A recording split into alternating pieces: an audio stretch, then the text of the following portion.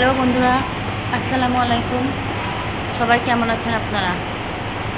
দেখেন, এখানে 1000 টাকা দিয়ে ভিজিট ভিজিট মানে নেবে ডাক্তার। হ্যাঁ, তো আমরা ডাক্তার দেখাতে আসছি। ডাক্তারের টাইম দেওয়া আছে 5টার সময়।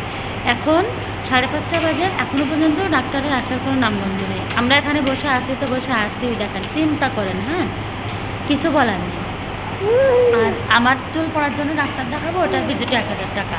আমি আমার হাজব্যান্ডকে বলছি যে যদি চুল পড়া ডাক্তার দেখায় চুল পড়া না বন্ধ হয়, তাহলে এখানে যত ছাত্রপাত্র আছে এগুলো নিয়ে আমি এই হসপিটালে এসে আন্দোলন করব।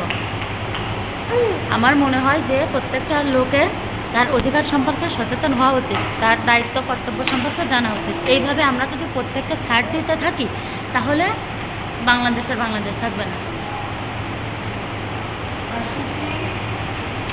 এই জন্য আমি